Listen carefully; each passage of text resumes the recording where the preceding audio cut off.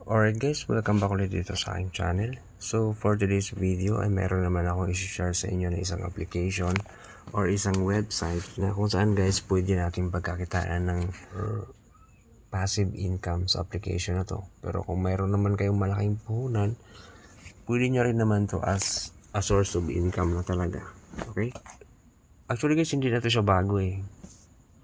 Parang ito, nung medyo nag-click lang si Sitaw, medyo naging trending lang si Sitaw, pero ito siya, marami na rin nagpo-promote dito. At saka marami na rin nakapag-withdraw dito, marami na rin kumita dito sa website or application na to. So, again guys, ang pangalan ng application na to, ito si Shop to You. So, pwede nyo naman itong i-research sa YouTube. Marami na nagpo-promote dito. And then, gaya nga, ang features ng application na to ay parehas sila ni Sitaw. So, ito rin po siya ay para din siyang dropshipping business na kailangan rin natin dito mamuhunan sa website na to. Pero ang kagandahan dito guys sa website na to, ang napakalaking advantage dito sa website na to kaysa kay Sitaw ay pwede lang tayo dito magsimula kahit 3,000 pesos. And then, ang kagandahan dito, hindi natin kailangan mag-antay ng matagal. Okay? So, dito muna tayo sa pag-create ng account. So, kung gusto nyo mag-register dito, try nyo muna mag-register. Hindi nyo naman kailangan dito mag-add agad ng pera or mag-add ng product. Kung mag-register muna kayo, i-explore nyo muna yung application nila para makita nyo sa loob. Then, i-click nyo na yung link sa description below. Dito kayo madidiretso. Ito didiretso sa inyo. So, dito, mag-fill up kayo ng inyong details dito. Una dito guys ay kailangan nyo mag-create ng logo ng inyong store. So, di ba?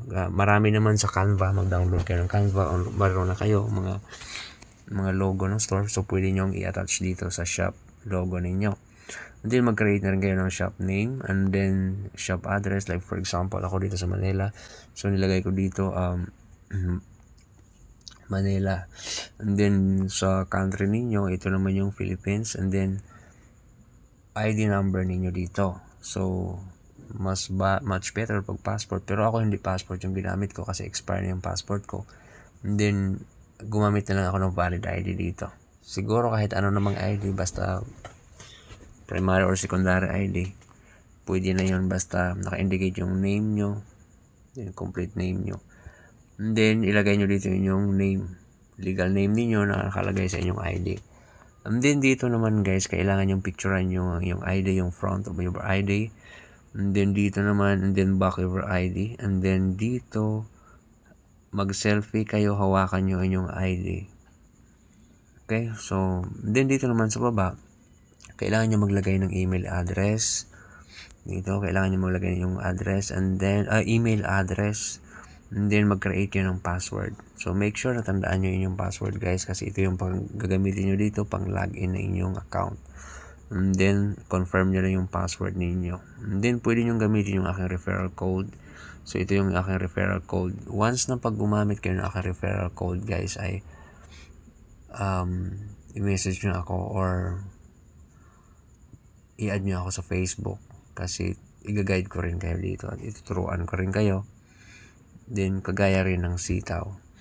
Okay, so and then i-click nyo lang tong bilog dito. I have read and agreed occupancy agreement and then submit your application. And then kung masubmit nyo na yung application nyo guys, mag-antay kayo ng sa akin kasi ilang oras lang eh. Pero sabi nila it takes 24 hours to verify your store. Yan. And then, pag yun na nga, antayin nyo, pag verify na yung store nyo, login na kayo sa inyong account. Okay? Pag login niyo sa inyong account, so makita nyo dito, naka-float na siya sa aking screen para na rin siyang application. Actually, website lang to. So, ang gagawin nyo kasi dito guys, itong gagawin nyo dito, i-click nyo yung 3 dots sa taas. Then, hanapin nyo yung add home screen. And then, i-click nyo yung add home screen and then i-add nyo lang siya. And then, magpo-float na yun siya doon. Para hindi na kayo mahirapan mag-login dito. And then, i-save nyo na rin yung inyong password at saka yung email address dito ng pang-login. Para pag-click nyo, direct na kayo. And then, pag-login nyo dito, kailangan nyo lang itong slide itong puzzle nila. Okay. So, dito guys, habang nag-antay kayo ng inyong verification ng inyong account, may nakalagay yung dito na line sa taas. So, dito nyo malalaman. And then, mag-notify yun sila dito sa taas. Kung, for example, itong akin. Yan. Mag-notify yun sila dito. Na nakalagay dito, the store you submit has been authenticated successfully. So, ibig sabihin, pwede ka na dyan mag-start. Pwede ka na mag-add ng product. Pwede ka nang magbenta dito sa website na to. Okay. So, ganyan sabi ko kanina guys, ito siya ay isang dropshipping business din. Marami na rin itong nagpo-promote sa YouTube. Marami na rin talagang kumita dito. Marami na rin nakapag-withdraw. Ang kagandahan pati guys sa application na to or sa website na to ay pwede po tayo dito magsimula ng kahit 3,000 pesos. Ipakita ko sa inyo guys yung fund ko dito ha. Ito. So, kung nakikita nyo dito yung aking balance is $7 na lang. Actually guys, dollars yung kitaan natin dito, hindi siya peso. Okay? So, kung makikita nyo dito yung aking fund record. So, nag-deposit lang ako dito ng $50 or nagkakalagay siya ng 3,000 pesos. So, binigyan nila agad ako ng bonus na $3. And then, kumontak ako sa kanilang supervisor dito guys. Nag-contact ako sa kanilang supervisor kasi ang nangyari kasi dito guys ay nung nag-login na ako sa account na to ay hindi agad-agad ako nag-add na ako ng product, nag-add na ako ng pera dito and ang dami nang bumisita sa store ko pero hindi pa rin ako nakagkaroon ng order. So ang ginawa ko dito, kinontak ko yung supervisor ng Shop2You sa Messenger and then so transfer niya ako, binigyan niya ako ng link niya sa kanyang Telegram. Doon kami nag-usap. So okay. Kasi dito guys, pag mag-add ka ng product, yan dito, pwede ka na agad dito mag-add ng product. Yan. Ang kagandahan kasi dito guys, hindi to tulad ni Sitaw na dagsain ka ng order.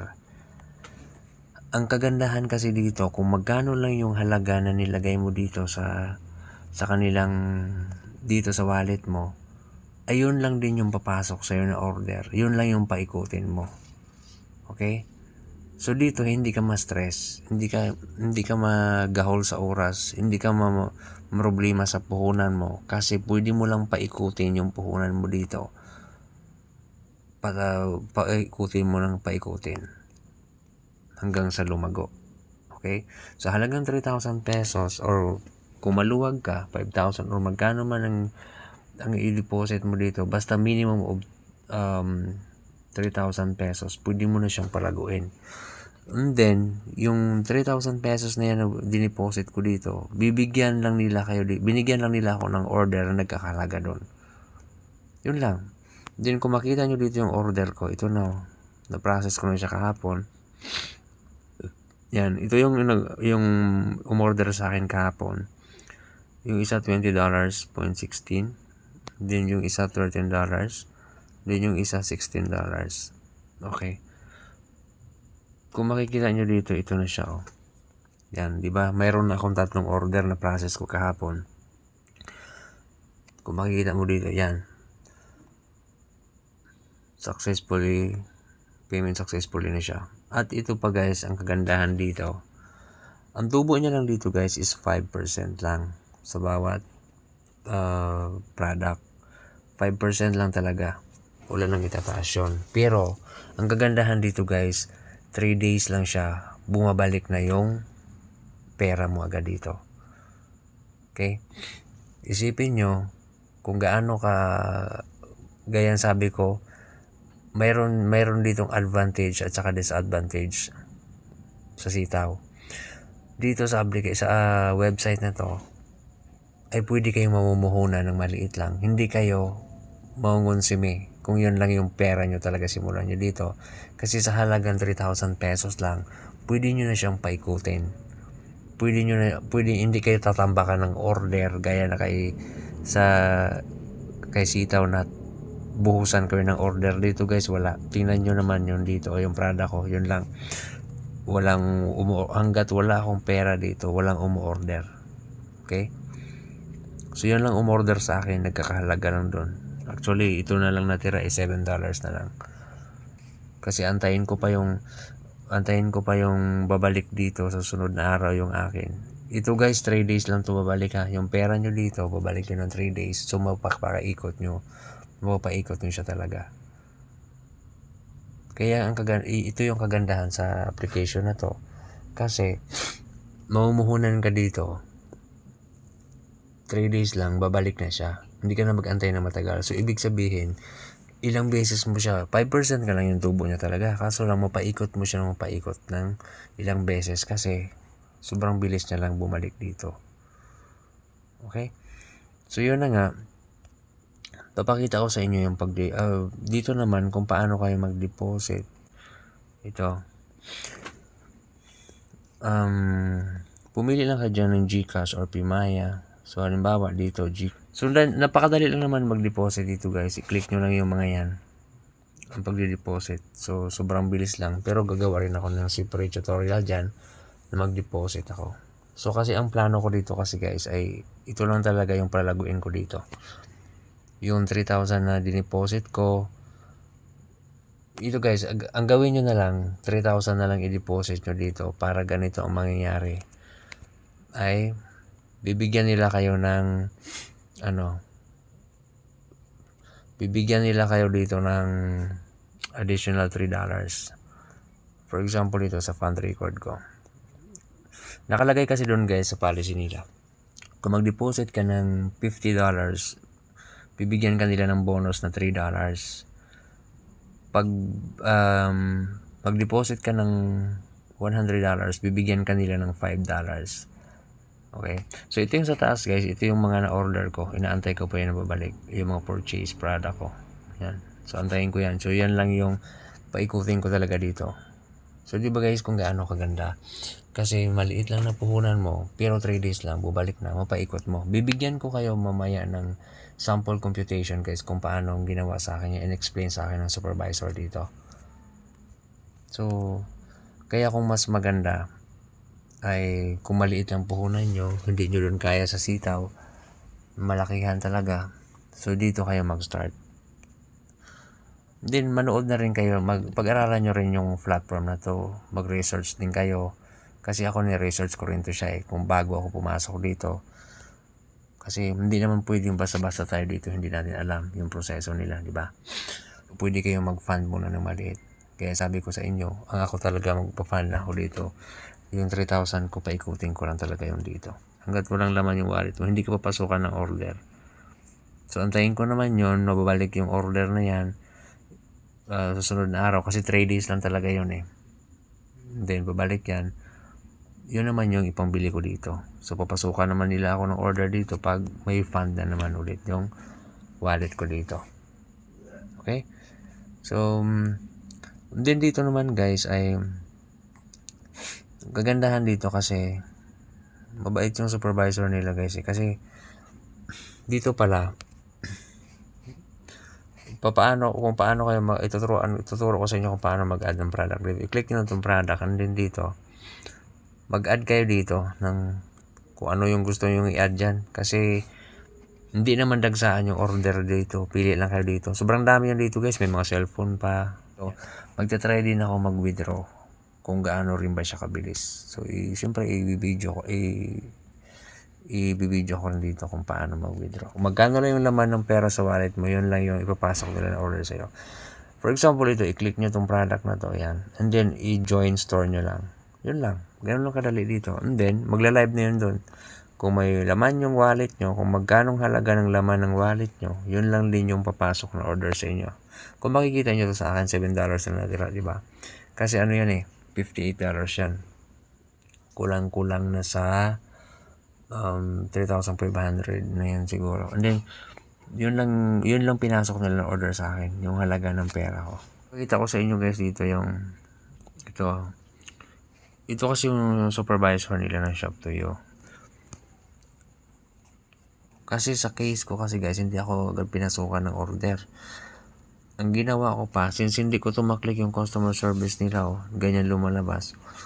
Ang ginawa ko, minessage ko pa yung supervisor ng Shop to You.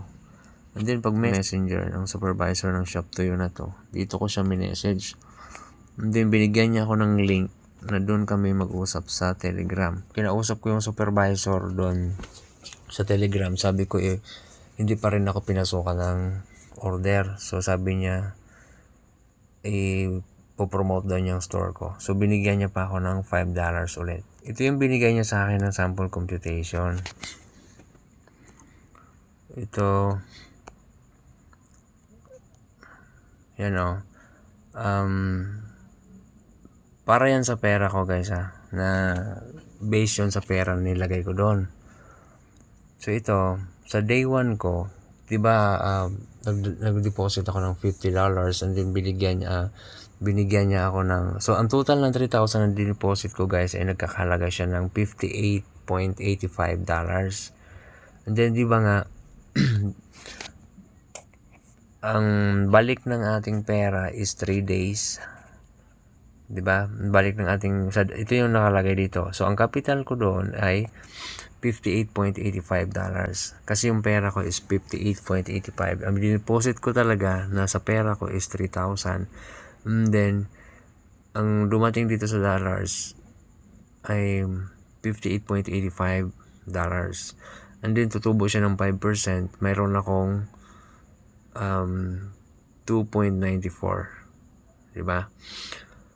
And then, yun.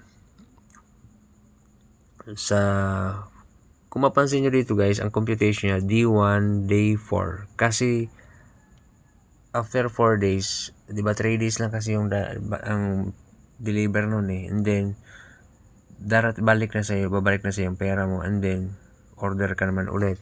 Pagbibili ka naman ulit ng product. And then, tutubo yung pera mo dito. So, yun yung sample na binigay niya sa akin. So, di ba sa 1 month ay, sa pera ko na yan ay tutubo na siya ng $37 pag hindi ko withdrawin. Di ba? And then sa 2 months, kung yun lang talaga paikutin mo doon, so tutubo na siya ngayon ng, so yun, tingnan nyo na yung sample computation dito, ng $97. And then, pag 3 months, how I wish na hindi ko ito withdraw. Para imposible, tutubo ako ng $195 sa halagang 3,000 pesos lang yan. So, yun yung computation na binigay sa akin ng supervisor. So, yun lang naman guys, ay gagawa pa rin ako ng hiwalay na video dito para sa ibang tutorial pa sa auto-add product, anong gano'n. So, iksi-iksian ko na lang.